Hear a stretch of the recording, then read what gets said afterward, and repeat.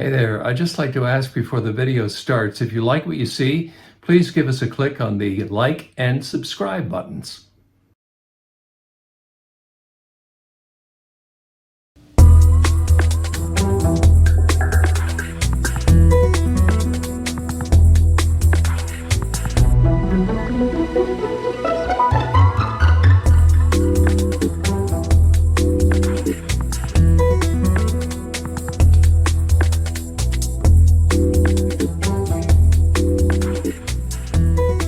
Hello everybody, I'm Karl Wells.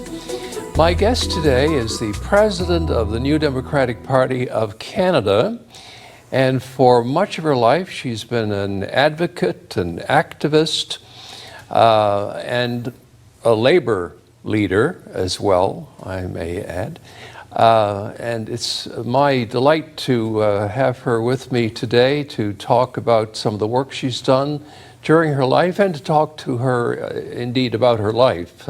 Mary Shortall is my guest. Welcome, Mary. Thanks, Karl. I'm happy to be here. And I am happy to have you on the program for sure. Mary, you know, in the various positions you've held over the course of your life, you've done a lot of traveling, certainly in Canada, probably the length and breadth of Canada, and yet you remain rooted here in St. John's, the city in which you were born. What keeps you rooted here? Well, I don't know. I was born and raised in St. John's East, and I was part of a big neighborhood on Bell's Turn. There was like 38 children and 5 families, so we were like our own little big family, I guess, and we learned a sense of community, I suppose, there, and I really enjoyed growing up on Bell's Turn. I went to Mary Queen of Peace, went to Holy Art, went to Munn, all in the kind of neighborhood itself. And before I finished at Munn, I had the opportunity to work at Air Canada at the airport, which again was close to home, and that's where I kind of learned about the union and about social activism is during those years. And it was just, it made sense. There was a lot of things to do here, a lot of reasons to become active here. And I got to travel, like you said, right across the country and use my activism and the skills that I had learned in the labor movement for a whole host of things. And coming home was always just always a great rooted point for me, I guess. So that Bell's Turn area, that, you know, the hood you grew up in, what was that area like when you were growing up in the 1960s, I guess? Yes, yeah. It was not like it is today. It was almost at the end of St. John's. The Welcome to St. John's sign was right at the top of Bell's Turn. And it was just like a side road off Portugal Cove Road. But the community was, the people who lived there all went to the same school. So we were all Catholic families, really.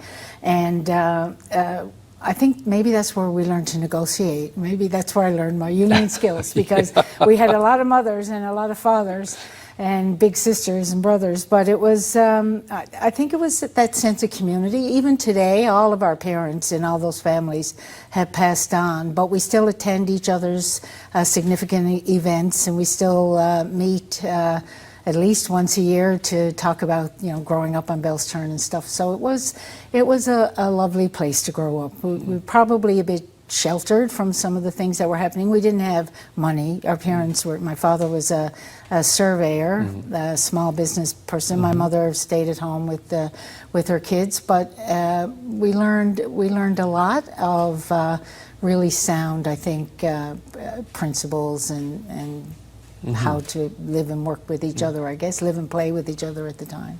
So you went to Memorial University. What did you study at Memorial and why?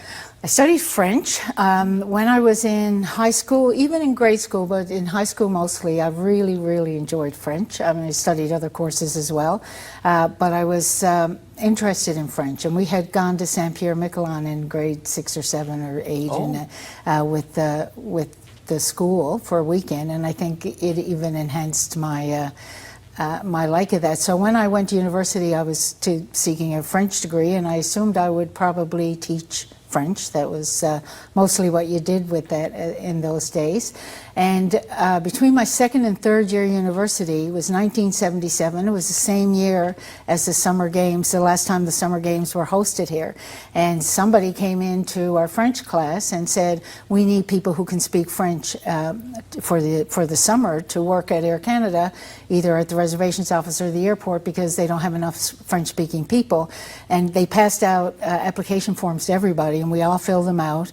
And many of us got hired that summer. I worked at the reservations office at Air Canada that summer, and then we were laid off in the fall, and I went back to university.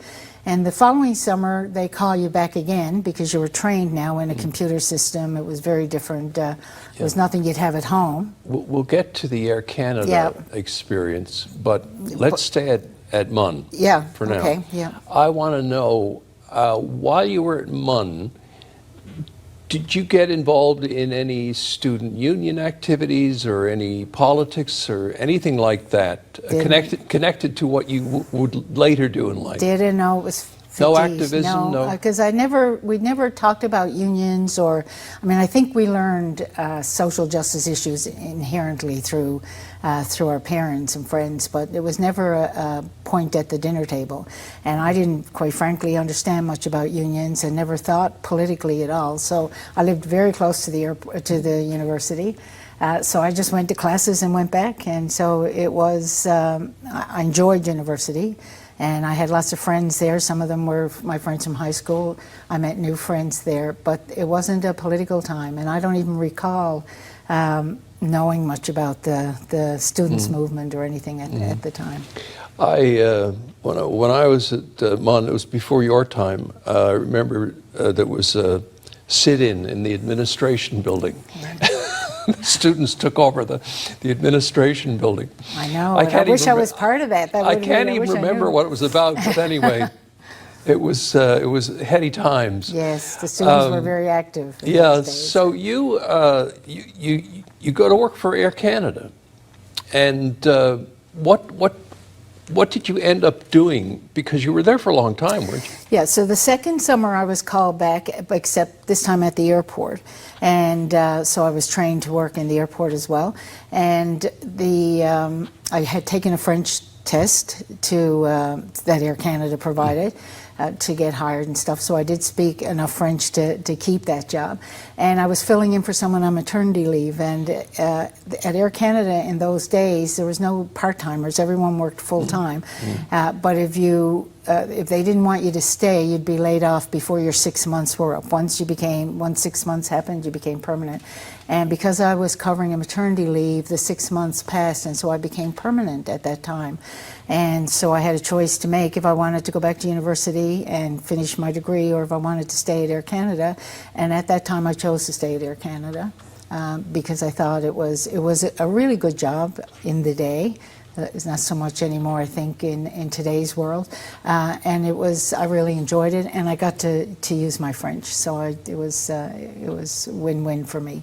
At that time, I knew about the union that I was a part of, but I still wasn't, at the very beginning, I wasn't involved in the union. But it was just a nice job to have, for sure. So did you get involved with the union at Air Canada? Yes, I guess that's what started me. So we have to be, when you speak French but you're not fluent, you have to be tested every couple of years at Air Canada. And I was tested, the next test I took, because I really didn't speak as much French as you think you're going to when you're at the airport, my level had dropped. And so I wanted to get it back up to where you were at the airport here, right? Yes, in St. John's. You probably wouldn't speak as much French here as if you were, in Montreal or So I transferred. Or I put it. So I went. Air Canada sent me to Jonquière, Quebec. They had a linguistics center in the day that they shared with CN. There was like a partnership between Air Canada and CN on a lot of things. And so I took an immersion course for 4 weeks in Jonquière. And when I came back, I was a lot more comfortable with my fluency, and I didn't want to lose it. So I transferred, I put in a transfer and asked to transfer to Quebec City, where naively, I figured it would be a lot easier than it was. But where I knew I wouldn't be subject to speaking a lot of English, I'd immerse myself more in French. And it was a really senior airport base. It also had ticket offices, 3 ticket offices that served, one by Laval that served students, one downtown in Old Quebec, and another one in Quebec City itself. And hardly anyone ever got a transfer there. So when I put the transfer in, someone said, "You'll never get that transfer." And lo and behold, something happened, and a few months later I was off to Quebec City, where I worked for 3 years. And during that time I worked both at the airport and at the ticket office. And when I came back from Quebec City, I was fluent in French according to Air Canada standards, so that was good. But I also got involved with the union there. Mostly, a lot of people get involved in the union because nobody else is there to do it, and you kind of get voluntold to do it. And so I was the new kid on the block. They said, you know, you work in a ticket office. We don't have a shop steward in this ticket office, so you're going to be it now. And I said, okay, fine. I just still didn't really understand it, but I did know that things were starting to change in Air Canada. This was coming upon now. The chat was changing between being a Crown corporation and being privatized. They were talking about centralization of services. They were talking about deregulation of the airline industry. They were talking about part-time work replacing full-time work, especially in the jobs that we were doing at the counter, because they were mostly women who were doing that work. And there was a thought by the corporation at the time that women didn't have to work full-time wages because they were supplementing their husband's wages, and you know, all those stereotypes and things were there. And so when I became involved in the union, I actually enjoyed it, and I actually some of the things started making sense to me, you know, all the things that were feeling unfair or wrong or threatening, I guess, the job security that we had. And so I became more and more involved. And I want to skip ahead now, Mary, to because we're on the clock with this program, to your time as head of the Newfoundland and Labrador Federation of Labor. The Federation, what exactly are its responsibilities? What, you know, when most people think about the Newfoundland Federation of Labor, they couldn't tell you what it's for. So can you explain that? Yes. So the Federation of Labor is an organization that represents the province's unions, by and large. So it's not an organization that collectively bargains collective agreements in workplaces. The unions do that. But the unions belong to the Federation of Labor, and we do what I like to say, the political bargaining, not the collective bargaining of the labor movement. So we understand, we work on the principles of what we call social unionism, which means it's not just bread and butter issues.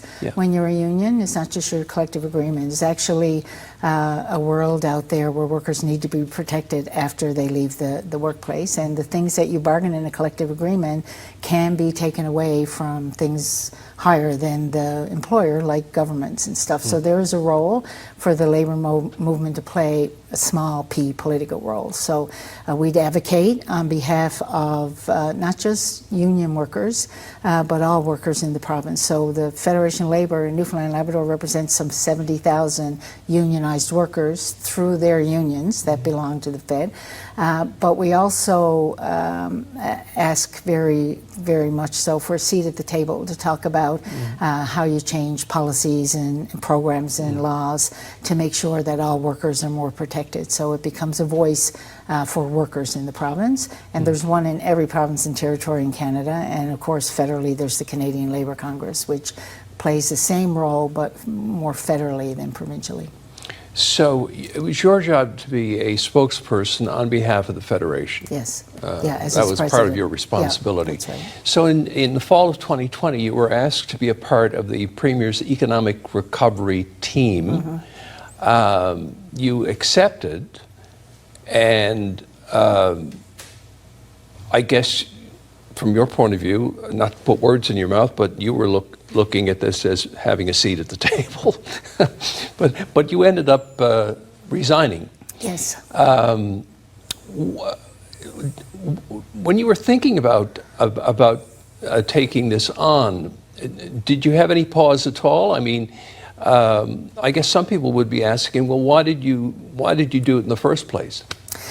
You can't have economic recovery without workers. You can't have an economy without workers. And we always ask to make sure that workers' voices are included in those big decisions. So when provincial budgets came out, for example, we would always critique it. We'd have a room in the lockup and we'd come out, because it was really important to us to make sure that those decisions that are made from the people who we elect on our behalf actually benefit the workers that we represent. And so when they were talking about economic recovery and making sure that all voices were heard, we asked very loudly and very clearly to have a seat at that table. We like to joke and say, if you're not at the table, you're going to be on the menu. And so we, you know, and workers' voices are important, and especially from a Federation of Labor perspective, marginalized voices, people who don't have an organization to speak out on their behalf, are the people most impacted when the economy's in a downslide, right? And so it was really important for us to have a seat at that table, and we asked very publicly for it. But having said that, when I sat at that table, it became very clear to me that I wasn't the same kind of participant as everyone else on the table. That really, I mean, unless you're going to be an equal voice at any table, if you're there just to check off a box or just to say we consulted with labor but not listen to what we have to say, then that's not really being at the table. And it became clear to me, and it was very, very difficult for me, because I believe very strongly in sticking there and you know, making sure your voice is heard, and I did for the time I was there. But we had signed a non-disclosure agreement, and it became obvious that Did you find that unusual, that they were asking you to sign non-disclosure? Yes, well, I find that unusual anyway, you know, period, and that there's no transparency with some of the things that happen within government. But it was standard practice for committees within the Premier's Council, within the executive, and so I didn't like it and didn't really understand, I guess, how hard it would be to work around that. Everyone on the committee had to sign it, and it was a 10-year non-disclosure agreement. It wasn't just you know, for the period of time you're there. And that would have been okay if we had if what I thought was going to be the results of that would have included our input as well. But I sensed, and and that was the dilemma I found myself in, because there was a period up until Christmas, and then after Christmas, the recommendations were going. It was a very short timeline. It was kind of top down, quite frankly, right? But then the recommendations would have to come out, and I would have found myself in a position where I was sensing that the recommendations would not benefit working people, and my hands would be tied to talk about it with the people who elected me to be transparent to them. Well, one of those recommendations had to do with reviewing all union contracts. Yes. And so I can't imagine that that was for anything other than trying to save money, which would have impacted workers, obviously. Yeah, I mean, there was, so it was the hardest decision I've made in my whole career, by the way. It was really hard, because I don't like backing away from anything. I don't like half measures in my own work, right? I feel very strongly about, you know, doing everything you can to get the results that you were elected to do. But I also had taken an oath of office to be open and transparent with my members when when I got elected. And so I didn't want to see the recommendation, so I could not be at the table when they came, because I was sensing that they might be harmful for the people I represented.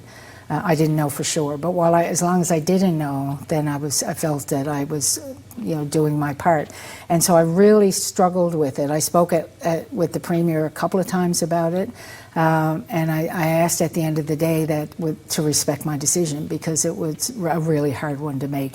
And so I took some time to reconsider, and I couldn't really talk to too many people about it, because there were things I couldn't say. And after Christmas, I made the decision to step aside. Yeah. Now, as I recall, there weren't that many recommendations that were accepted. There was the recommendation that all of the various health authorities be amalgamated into one. That happened. I don't recall that many more. Some of them, like around the funding cuts to MUN and some of the privatization that's creeping into the healthcare system and specifically. But some of the other recommendations that were in that report, they may not have been acted upon right yet, and it may be very slow. But what I think it did do, I think it set a tone to look at things in that direction from here on in. So you're hearing more and more discussions around the privatization of public services, something that we're adamantly opposed to. And even the privatization of the Newfoundland Liquor Corporation became a topic for a while. I don't think those things are gone away.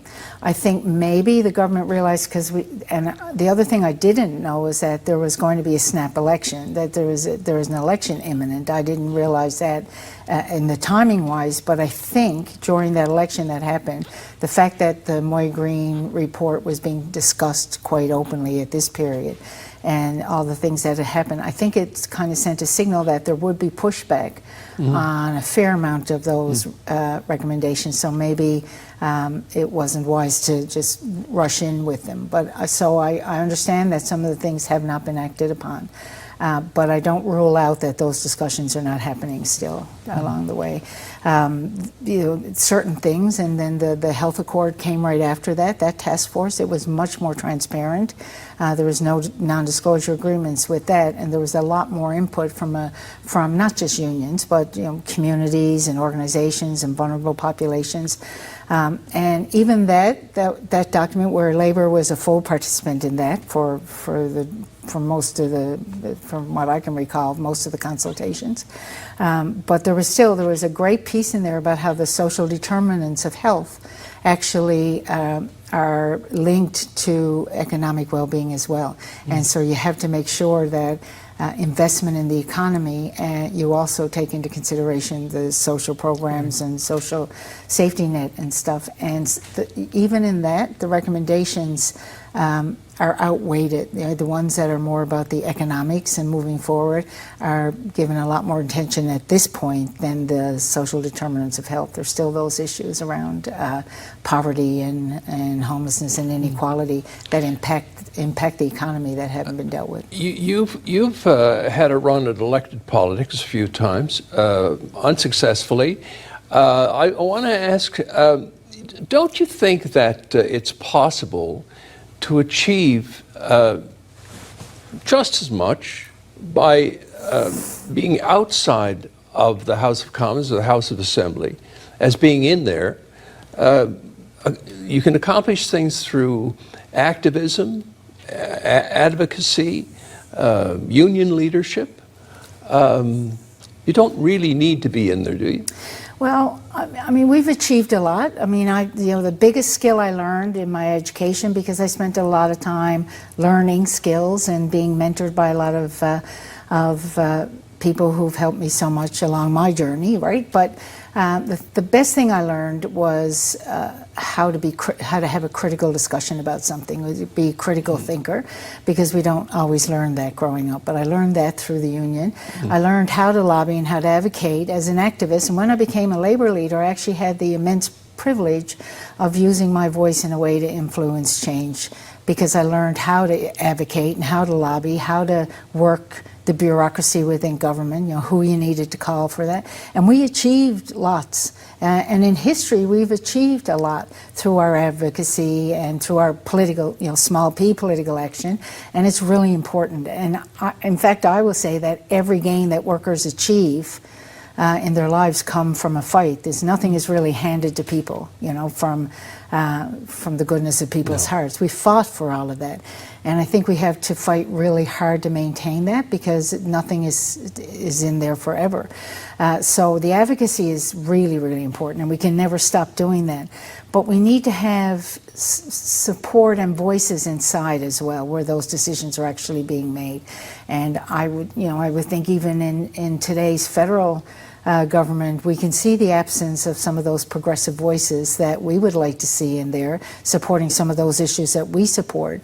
They're not part of the discussion always when some legislative and important changes are going to be made, or policy changes to the programs and stuff. So I think, yes, you need to do both. Do you have any fear that advances that have been made in human rights for the racialized community, women, the indigenous peoples, the gender diverse, non-binary people, do you have any fear that these wins will be lost at some point because of the way society seems to be turning? Absolutely, absolutely. Certainly turning in the United States. Yeah. And I mean, that's a good example to see, right? All the work that was done to make those progressive changes in the United States. And it seems to me that there's a sense, and it's happening more in the United States, but it's happening across the world as well, that politicians who feel differently about those things than we do are using the kind of division of fear and hate, the politics of fear and hate and division, I think, to divide us. And the narrative is becoming harder to fight if we're not mobilized, if we're not organized. So we're divided, and we're living in this era where those things that we worked so hard to get are being attacked. And in fact, even in Canada, if we look statistically, inequality is not really getting better now, right? I mean, it gets better, and then it gets stagnant, and then it backs off. The attack on the 2S LGBTQTI plus community is still happening. People with disabilities are still, the highest group of unemployed people in the country. So all that inequality and all the progress that we've made, we have lovely Human Rights Act. We have a really strong human rights legislation right across this country. But if it's not enforced, then, or if it's eroded when certain governments get into power, then it's going to mean we're going to have to fight harder and harder. God bless Canada. Yes, for sure. Thank you very much, Mary. Thank you very much, Wonderful Karl. having you on. Thanks. Thank you. I've enjoyed it. And that's it for another edition of Karl Wells Point to Point. Thank you all for watching, and we'll see you again next time.